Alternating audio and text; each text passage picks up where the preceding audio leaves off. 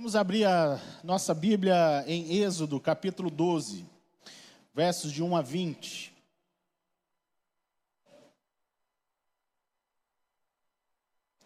Êxodo 12, de 1 a 20.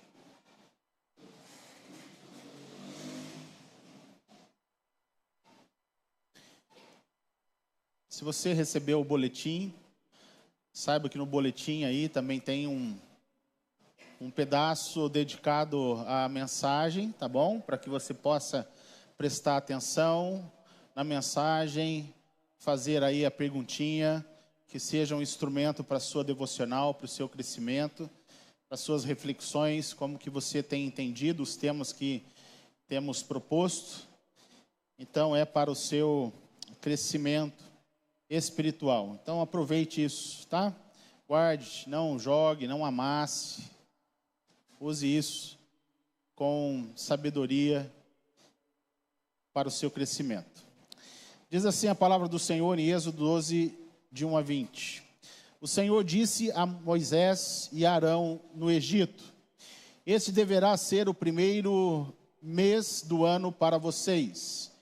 Digam a toda a comunidade de Israel que no 10º dia deste mês, todo homem deverá separar um cordeiro ou cabrito para a sua família, um para cada casa.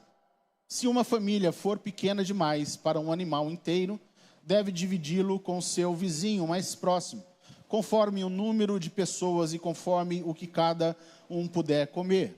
O animal escolhido será macho de 1 ano, sem defeito, e pode ser cordeiro ou cabrito. Guardem-no até o 14º dia do mês, quando toda a comunidade de Israel irá sacrificá-lo ao pôr do sol.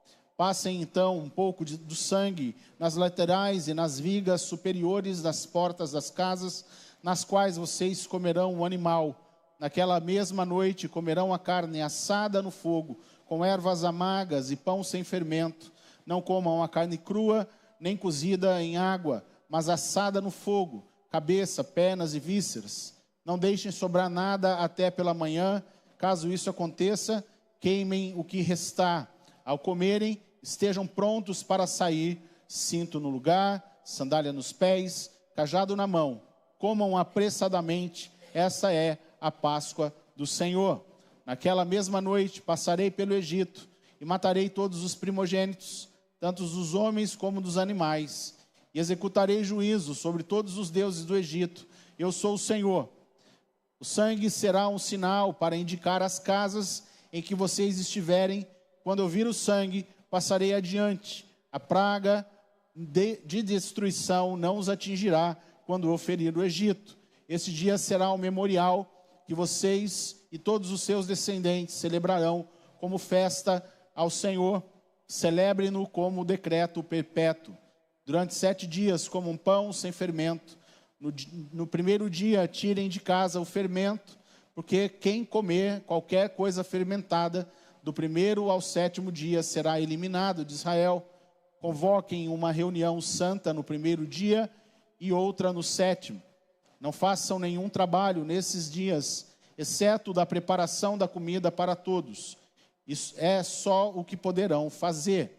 Celebrem a festa dos pães sem fermento, porque foi nesse mesmo dia que eu tirei os exércitos de vocês do Egito. Celebrem esse dia como decreto perpétuo por todas as suas gerações.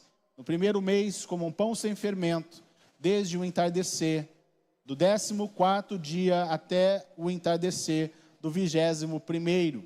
Durante 7 dias, vocês não deverão ter fermento em casa. Quem comer qualquer coisa fermentada será eliminado da comunidade de Israel, seja estrangeiro, seja natural da terra. Não comam nada fermentado. Onde quer que morarem, comam apenas pão sem fermento. Amém? Amém, irmãos? Há razões para que celebremos na nossa vida? Temos motivos para agradecer o Senhor?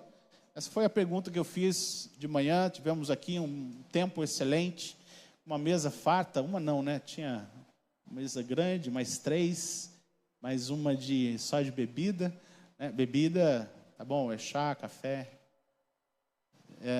iogurte, princesinha do vale. Foi um tempo maravilhoso, tempo de comunhão, para celebrarmos. E essa foi a pergunta que eu fiz. É interessante a gente recorrer aí à nossa memória, como que Deus tem sido um Deus que nos tem abençoado, muito mais do que podemos pedir ou pensar. Então nós temos sido abençoados no trabalho, é uma promoção, é uma melhoria no salário, ou é o próprio trabalho. Hoje em dia tem muitas pessoas, talvez você conheça, que estão desempregados, já estão desempregados já há muito tempo. Então quem está deve agradecer ao Senhor, levantar as mãos para o céu e agradecer, mesmo que talvez o seu trabalho não seja um trabalho perfeito. Talvez o que você gostaria de estar recebendo, o que você gostaria e até merece receber. Mas temos motivos para agradecer ao Senhor, porque a nossa mesa tem sido uma mesa abençoada. Nada nos tem faltado, amém? Você tem agradecido ao Senhor pelo pão de cada dia, por você ter uma casa que te protege contra a chuva. Vira e mexe, vemos aí também nos noticiários as inundações, pessoas perdendo absolutamente tudo que tinham, as suas casas, sua moradia, perderam todos os seus documentos. E estão completamente sem destino. Vocês devem ter também acompanhado os noticiários nos últimos meses. Temos que agradecer ao Senhor, porque temos abrigo. Então temos muitos motivos, muitas razões para celebrarmos, para agradecermos, para chamarmos outras pessoas, para que também possam desfrutar conosco essas bênçãos, essas alegrias que o Senhor nos permite viver. Mas nós estamos celebrando algo mais especial, muito mais especial do que qualquer coisa material que você possa ter, que você possa desfrutar, qualquer sonho conquistado. Nós estamos celebrando a vida, nós estamos celebrando a não condenação, a uma vida completamente, absolutamente separada de Deus. O texto que nós estamos aqui trabalhando, compartilhando com os irmãos, faz parte da história. Talvez nem todos conheçam a história do povo de Deus, ou até mesmo a história da Páscoa, porque temos sido aí também informados que Páscoa é sinônimo de chocolate, não é? Você vai fazer compra em algum lugar e tem ali chocolates de todos os sabores, dos mais em conta, que também já tem sido difícil, até os mais caros. Aí chocolate custando até R$1.000, por aí, ou até mais caro do que isso. E tem gente que vai e paga. Deus os abençoe e que compartilhem com a gente. Se você conhecer alguém tem comprado um chocolate bem caro assim, fala para ele te chamar para compartilhar pelo menos um pedacinho com você. Meus irmãos, nós estamos então recorrendo à história, para que a história possa então nos apontar para um futuro, porque a história está ligada, o passado está ligado ao que haveria de acontecer no futuro, muitos e muitos anos depois. Nós estamos aqui nos dias de Moisés, quando Deus então chamou Moisés para ser um agente, um instrumento de libertação do povo, que há mais de 400 anos se encontrava então como escravo no Egito. E o povo havia clamado então a Deus em total sofrimento, sem qualquer perspectiva de mudança. E Deus ouve o clamor do povo e providencia libertação. Na verdade, o texto aqui, ele está falando nos momentos preparatórios. Era, então, essa saída desse ambiente de opressão, que era o Egito, de escravidão. Esse é o momento em que o povo deveria estar se preparando para sair. Então nós temos no capítulo 12 de Êxodo orientações preparatórias para que o povo pudesse celebrar algo. E a celebração envolvida seria justamente a libertação do povo, a salvação do povo diante de uma realidade de opressão e de condenação. Quem se encontrava como escravo no Egito, escravo do Egito, não tinha qualquer perspectiva de vida.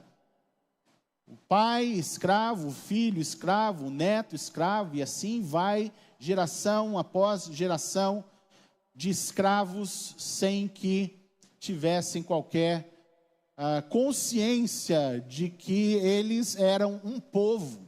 O povo havia perdido a sua identidade como nação. E a proposta de salvação seria uma proposta de resgate também da identidade do povo, como uma nação que foi separada, escolhida por Deus, para ser um instrumento de luz, de iluminação para outras nações. Então aquela não foi uma proposta, na verdade, aquela não seria uma proposta de continuidade para o povo de Deus. Deus não queria que o povo continuasse naquela situação, embora havia permitido que eles passassem por aquilo, mas então há um tempo em que Deus levanta o seu libertador para tirar o povo daquela situação. Não daria para fazer nenhum tipo de jogada, de permanecer ali, de repente uma proposta, falar, tá bom, vocês ficam aqui, a gente vai tentar mudar a nossa filosofia, o nosso governo. Não, é para sair de lá. Deus queria tirar o povo daquela situação, daquele local de total influência religiosa, porque o povo estava envolvido numa cultura de politeísta, que adoravam vários deuses. E a proposta é para que o povo saísse do Egito, para que prestasse adoração ao único e verdadeiro Deus.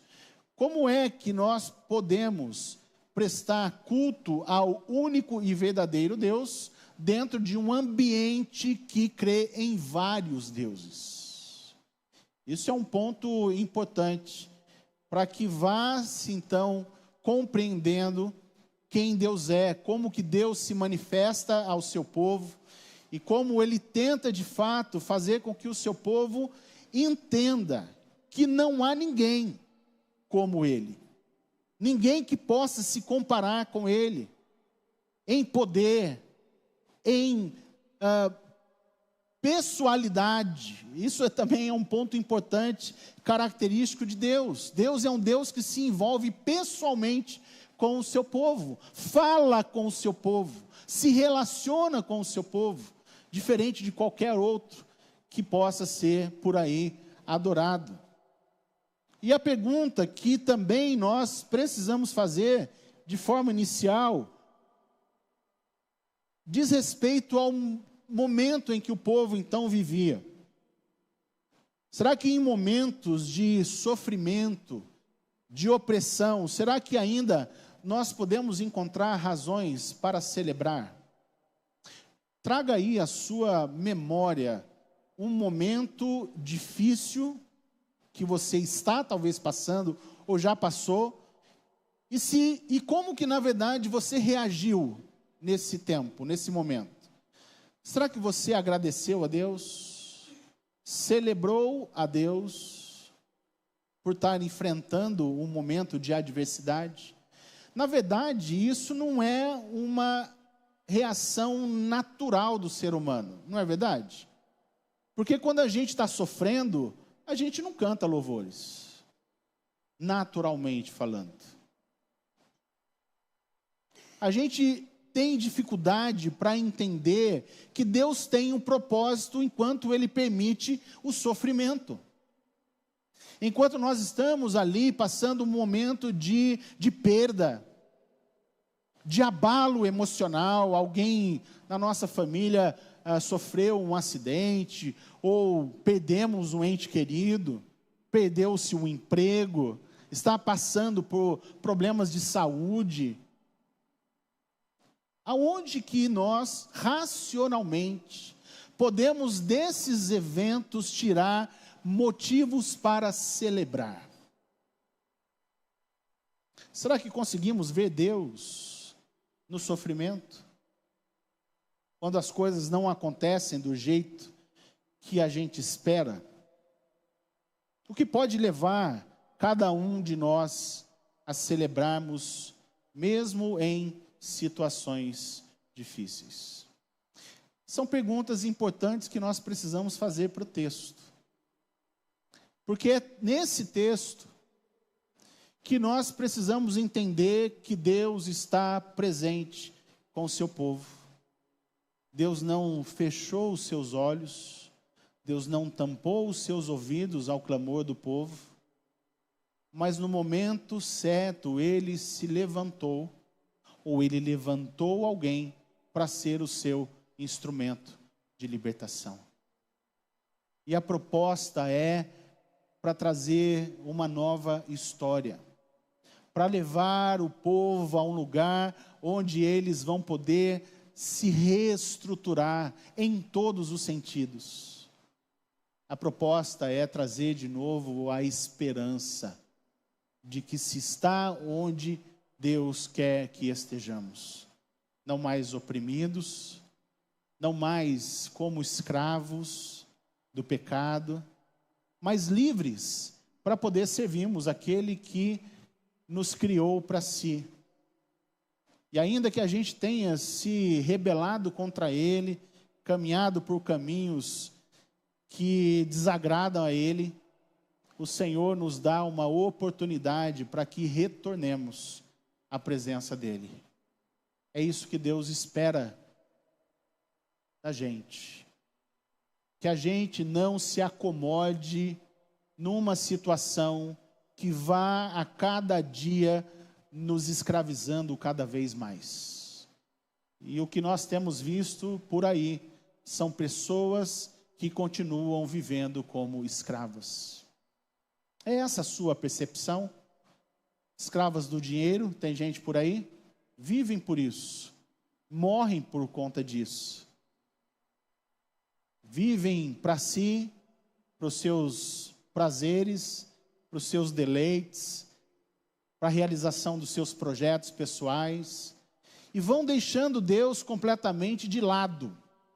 Deus não é importante, ou Ele só toma uma importância quando nós estamos numa situação de desespero. Aí a gente se lembra que Deus existe, e que Deus precisa ser, então, clamado. Fala, Senhor, me ajuda, porque agora acabou todos os recursos, agora não tem mais de onde tirar. E Deus fala assim, mas por que você não clamou antes? Por que demorou tanto? Clama a mim e responder-te-ei, e anunciarei coisas grandes e ocultas que a sua mente não consegue entender. Deus fala que é para nós clamarmos a Ele no momento de dificuldade. Não é clamar ao homem, não é clamarmos aos nossos recursos, mas primeiramente reconhecermos que há um Deus que se importa conosco e está atento, de olhos abertos. Deus não dorme, Deus está atento, ouvindo aquilo que nós temos para dizer. Um dos imperativos que nós encontramos no texto é celebrem. Há uma necessidade de celebrar. E celebrar o quê? Celebrarmos a salvação. Celebrarmos a salvação como um decreto perpétuo para todas as gerações. Por todas as gerações precisamos agradecer ao Senhor, celebrarmos ano após ano. Tragam à sua memória o que Deus fez por vocês. Tragam à vossa memória quem é Deus diante das situações mais complicadas que você enfrentou na sua vida, como que Deus se fez presente na sua história. Isso é importante, a gente, como eu disse, recorrer ao passado, para que faça sentido para nós o que Jesus Cristo veio fazer. Ele veio cumprir o quê? Qual é a necessidade dele ter feito o que fez? Por que morrer na cruz? Por que era necessário? O texto que nós lemos de manhã também, apontando o texto de João, capítulo 20, relacionando com 1 Coríntios, capítulo 15. Essa necessidade dele passar o que ele passou e ressuscitasse, para que a nossa fé não fosse uma fé nula, vã, sem sentido. Não, se Jesus Cristo não tivesse ressuscitado, não haveria necessidade de estarmos aqui nesta noite, celebrando. Então o que é que nós celebramos? Celebramos salvação, celebramos a ressurreição dentre os mortos.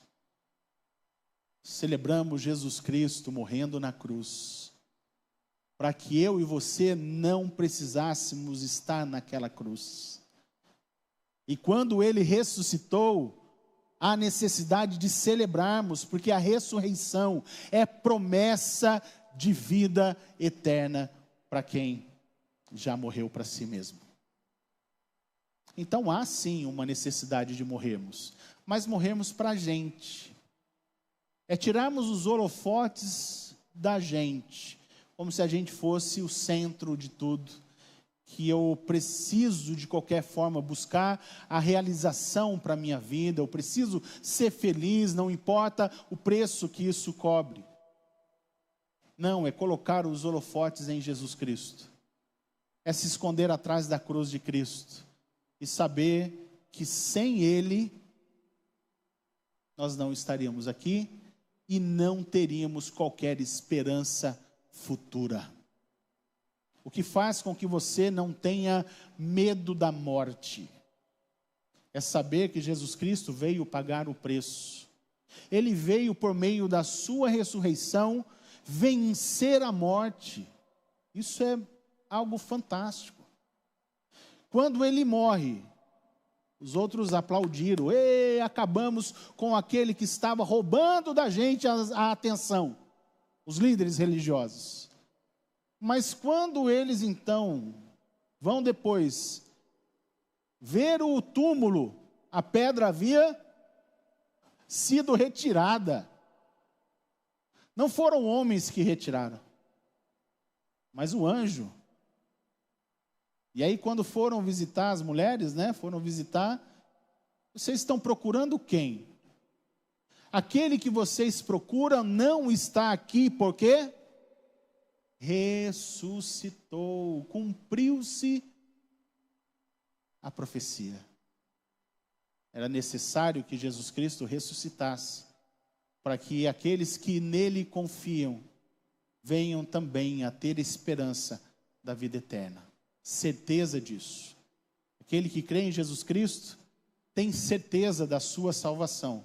Não vive por aí com algum tipo de dúvida. Quem sabe, talvez, se eu fizer isso, se eu for uma boa pessoa, quem sabe, se eu fizer tudo direitinho, cumprir os 10 mandamentos, isso daí não salva ninguém. A única coisa que salva você da condenação eterna é saber quem é Jesus Cristo para você. É suficiente, ou foi suficiente, o que Jesus Cristo fez por você, ou você ainda tenta de alguma forma dar uma ajudinha para Ele, achando que você é uma pessoa muito boa, que você tem condições de fazer algo por si só, por si mesmo. Tudo aquilo que Ele fez é suficiente. Por isso que no final, Jesus Cristo, a palavra que Ele fala na cruz, a última, lembra qual que é? Está. Isso quer dizer o quê? Que o que precisava ser feito. As exigências que eram necessárias para a salvação foram satisfeitas. Está consumado. Não precisa ser feito absolutamente mais nada. Por isso a necessidade de celebrarmos. Celebração da Páscoa é um decreto permanente. Vamos celebrar constantemente o que Jesus Cristo fez por nós. Falando sobre ainda a questão do nosso clamor a Deus, Salmo 116, versos de 1 a 4.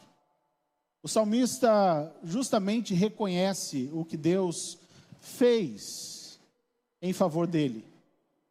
E ele diz o seguinte: eu amo o Senhor, porque ele, Salmo 116, de 1 a 4, porque ele me ouviu quando lhe fiz a minha súplica. Olha só o que diz o Salmo: ele inclinou os seus ouvidos para mim, eu o invocarei toda a minha vida, proposta de serviço perpétuo. Senhor, a minha vida, enquanto eu tiver vida, eu vou servi-lo para sempre. Não importam as circunstâncias, não importam as lutas, porque ele sabe o que o Senhor fez em favor dele. E aí ele fala no verso 3, as cordas da morte me envolveram, as angústias do Sheol, ou do inferno, vieram sobre mim, aflição e tristeza me dominaram. E aí ele no verso 4, então clamei pelo nome do Senhor, livra-me, Senhor. A quem devemos recorrer no momento de necessidade? Clama ao Senhor, querido. Clama ao Senhor. Reconheça quem Ele é. Reconheça que diante do seu sofrimento, das opressões, clame ao Senhor. Tenha certeza que a salvação vem do Senhor. O significado de Jesus é justamente esse. A salvação vem da onde? De Deus. Clamar por salvação ou clamar por Jesus é reconhecer que precisamos ser salvos. Precisamos de salvação, sim. Porque a condenação, ela está estabelecida sobre aqueles que não colocaram Jesus Cristo como Senhor das suas vidas. Paulo fala isso, porque todos pecaram, estão separados, destituídos da glória de Deus. E é por graça que nós podemos ter vida. Não porque a gente mereça alguma coisa, mas é porque nós somos presenteados por meio de Jesus Cristo, da sua obra, da sua salvação. Portanto, quando contemplamos essa história por detrás da Páscoa, nós contemplamos a questão do sofrimento do povo, qual que era a situação que o povo se encontrava. Nós temos aqui a figura de Deus se levantando em favor do seu povo, ouvindo o clamor, providenciando salvação e a libertação. Sofrimento, a presença de Deus, a sensibilidade de Deus ouvindo, mostra que Deus está atento, porque às vezes o que acontece com algumas pessoas, ou que elas pensam que está acontecendo quando elas estão clamando, que Deus não está escutando. Eu estou clamando, estou chorando, Deus não faz nada, eu não estou vendo Deus presente. Às vezes parece que Deus está completamente alheio às nossas dores. Mas nós temos que ter a certeza de que no tempo de Deus, de acordo com o que Deus já tem preparado para cada um, Ele vai providenciar o livramento. Da forma dele, do jeito dele, para a honra e glória do nome dele. Êxodo capítulo 3, versos 7 a 9. é o texto que justamente mostra a situação do povo. Disse o Senhor: de fato, tenho visto a opressão sobre o meu povo no Egito, tenho escutado o seu clamor por causa dos seus feitores, e sei quanto eles estão sofrendo. Por isso desci para livrá-los das mãos dos egípcios e tirá-los daqui para uma terra boa, vasta, onde manam leite e mel, a terra dos cananeus, dos hititas, dos amorreus, dos ferezeus, dos heveus e dos jebuseus. Pois agora o clamor dos israelitas chegou a mim, e tenho visto como os egípcios os oprimem. Deus contempla o sofrimento do seu povo. Então, o significado da Páscoa é o significado justamente dessa ação de Deus, relacionada então ao fato de que Deus, nesse contexto do capítulo 12, a última praga do Egito seria a morte dos primogênitos, dá algumas orientações para que as casas do povo de Deus fosse então marcada com sangue nos umbrais, para que quando o anjo da morte viesse, ele passasse por cima. Páscoa é isso, é a salvação ou não derramar da ira de Deus. É o anjo da morte passando, contemplando o sacrifício que foi feito, a casa sendo então marcada por esse sangue, e a morte passando distante, passando por cima. Então Páscoa é salvação, não é chocolate. Ainda que você possa comer o chocolate, comprar o chocolate, coma, só isso. Mas isso não está relacionado com o significado da Páscoa, que é a manifestação da graça, da misericórdia de Deus, e salvar e preservar o seu povo da condenação, da morte eterna, por meio do sacrifício de um cordeiro perfeito. Que aí no caso, no Antigo Testamento, simbolizado pelo cordeirinho, que era sacrificado, e o sangue dele era passado nos umbrais. Mas já no Novo Testamento, o Cordeiro de Deus, que tira o pecado do mundo, veio, e foi o sacrifício dele, sangue humano, sendo derramado, vertido na cruz, sendo necessário que eu e você fôssemos banhados nesse sangue. Porque esse é um sangue que nos redime. O sangue de Jesus tem poder, e o poder está relacionado em trazer purificação dos nossos pecados. Por isso que havia necessidade do cordeiro ser imolado, para que o nosso pecado, mediante a fé em Cristo, fosse perdoado, nós fôssemos restaurados na nossa comunhão, no nosso relacionamento com Deus.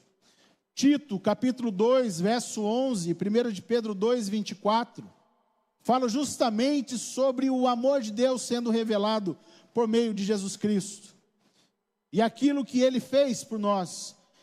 Tito 2,11 diz assim: porque a graça de Deus se manifestou salvadora a todos os homens. 1 de Pedro 2,24 diz o seguinte sobre Jesus Cristo: Ele mesmo levou em seu corpo os nossos pecados sobre o madeiro, sobre a cruz, a fim de que morrêssemos para os pecados e vivêssemos para a justiça. Por suas feridas vocês foram curados. Foi necessário Jesus Cristo morrer. Por meio do seu sofrimento, da sua dor, das suas feridas, nós fôssemos então curados. Foi necessário alguém sofrer, alguém tomar o nosso lugar, nos substituir na cruz. E a grande pergunta que fica no ar: por que muitos ainda rejeitam Jesus Cristo? Quem teria amor maior ao ponto de dar a sua vida por você? Talvez você, pai, daria a sua vida pelos seus filhos. Você, marido, daria a sua vida pela sua esposa, vice-versa. Um filho talvez daria a sua vida pelos seus pais. Mas você não daria a sua vida por um estranho. um desconhecido. Como dizia Senhorzinho Malta, lembra? Estou certo ou estou errado? Você daria a sua vida por um estranho? Por alguém que passa na sua rua, você nunca viu? Você morreria por ele? Jesus Cristo morreu. Jesus Cristo deu a vida por pessoas, humanamente falando, que não merecia nem um mínimo esforço para eles. Essas pessoas que não mereciam somos nós. Eu e você não merecíamos que Cristo fizesse absolutamente nada por nós. Esse é o valor da obra de Jesus Cristo. Algo grandioso. É o Cordeiro sendo imolado, o Cordeiro sem pecado. Jesus Cristo morreu sem pecado. Para que alguém pudesse falar assim, não, ele mereceu o que teve. Ou por aí, falando, como alguns por aí falam assim, mas eu não pedi para ele morrer por mim? Tem alguns que falam isso. Mas nós estamos falando sobre uma necessidade da morte de Jesus. Porque como Paulo disse em Romanos 3, 23 e 6, 23, pois todos pecaram, estão destituídos, separados da glória de Deus, pois o salário do pecado é a morte, mas o dom gratuito de Deus é a vida eterna em Cristo Jesus, o nosso Senhor. Qual é a necessidade de Jesus Cristo morrer por nós? Porque se ele não fizesse isso e não crêssemos nele, nós continuaríamos mortos nos nossos delitos e pecados. Caminhando para o final da nossa mensagem, como vemos no texto, haviam necessidades do povo ali cumprir todo um ritual. Quando na leitura você prestou atenção, vocês viram que tinham bastante orientações. Isso é muito interessante a gente perceber. Como que o povo precisaria estar atento às orientações, toda a preparação para que no momento certo eles pudessem sair e não ficassem presos a absolutamente nada. Quando Deus fala assim, ó, levanta, já esteja pronto. É sandália no pé, é cinto, é tudo preparadinho, pronto para sair.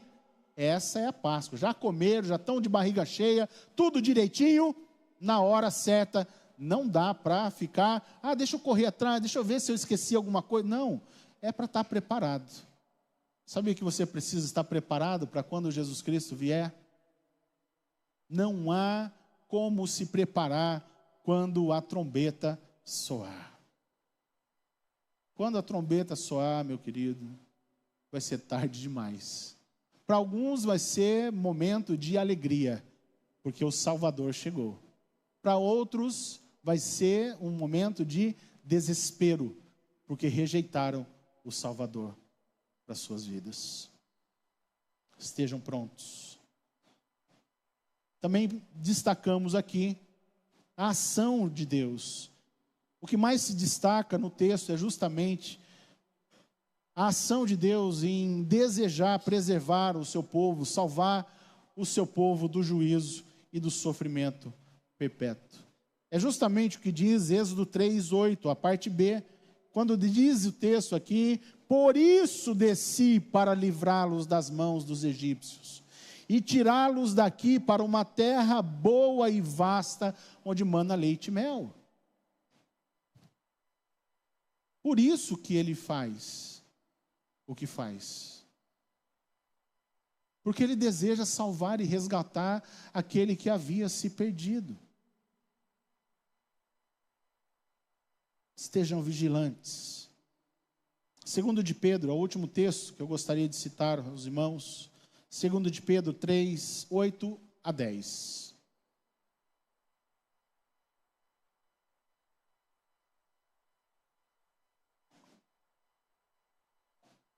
Se talvez você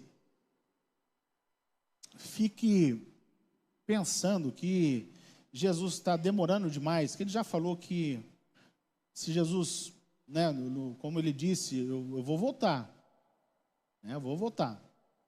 E algumas pessoas tem isso como algo que não vai acontecer, ou não pode acontecer a qualquer momento. 2 de Pedro 3, 8 e 10 diz o seguinte: não se esqueçam disso, amados. Para o Senhor um dia é como 1000 anos, e 1000 anos como um dia. O Senhor não demora em cumprir a sua promessa, como julgam alguns. Ao contrário, Ele é paciente com vocês, não querendo que ninguém pereça, mas que todos cheguem ao arrependimento. O dia do Senhor, porém, virá como ladrão. Os céus desaparecerão com um grande estrondo. Os elementos serão desfeitos pelo calor, e a terra e tudo o que nela há será desnudado. A vinda do Senhor pode acontecer num piscar de olhos, no estalar de dedos. E a questão é saber se você está pronto, porque a realidade que envolve a Páscoa é de condenação e de salvação. Quem tem os umbrais da sua vida marcados pelo sangue do Cordeiro, estão certos de que serão preservados do anjo da morte. Aqueles que lavaram as suas vestes no sangue do Cordeiro, estão certos de que não serão condenados. E a realidade da salvação, que é, como eu disse, é a certeza de paz, de segurança, de felicidade, de vida eterna. É isso que Cristo nos promete. Páscoa é isso. É saber que antes havia, por conta de uma realidade de condenação, o Senhor providenciou salvação por meio do Cordeiro. Um Cordeiro foi sacrificado. Um Cordeiro foi morto, para que eu e você pudéssemos ter vida. Vamos abaixar a nossa cabeça, fechar os nossos olhos e vamos refletir, você e Deus, sobre o que você ouviu nesse momento. Se o que eu falei, com todas as minhas limitações e dificuldades de comunicação, se você conseguiu entender essa mensagem. E o que você vai fazer com ela? Porque, na verdade, você não pode sair daqui achando que foi mais uma mensagem ouvida e que isso para você não significa quase nada, ou muito pouco. Você até se sensibiliza com aquilo que Cristo fez. Você reconhece que Jesus Cristo de fato existiu, mas saber que Jesus Cristo existiu não salva você. Saber que Deus existe não salva você. Portanto, é necessário você tomar um posicionamento e clamar para que o sangue de Jesus cubra a sua vida. Purifique você de todo o pecado. Peça isso para o Senhor. Eu preciso ser lavado. A minha vida precisa ser transformada. E só o Senhor pode fazer isso. Então clame ao Senhor. Clame por Ele. Peça para que Ele venha sobre a sua vida. Possa habitar no seu coração. Possa fazer morada ali. E transformar a sua vida, as suas percepções sobre tudo. Para que você viva uma vida de verdadeira felicidade, paz e esperança em um futuro. Deus, o Senhor, conhece o coração de cada um aqui. Se há alguém aqui precisando mudar a sua vida, a sua trajetória, o Senhor sabe por onde cada um tem caminhado e como tem vivido a sua vida. E a partir dessa mensagem, ó Deus, a nossa oração é para que ela, por meio da ação do Teu Santo Espírito, ela seja então gravada nos corações e faça com que cada pessoa possa, enquanto for para sua casa, a partir daqui, comecem a refletir sobre o que Cristo fez por eles e o que isso implica a partir de agora. O que será necessário fazer.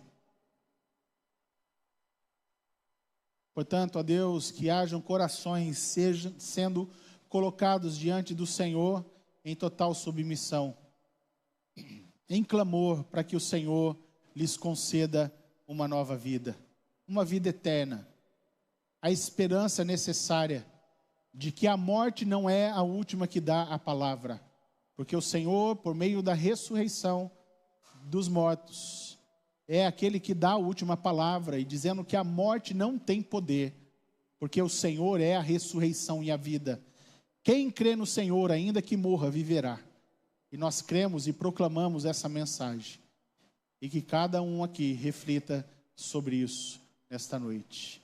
Ajuda-nos a sermos filhos teus, povo teu, que celebra a Páscoa, que de fato tenha razões infindas para celebrar ao Senhor. Bendito seja o Cordeiro de Deus que nos salvou, em nome de Jesus. Amém.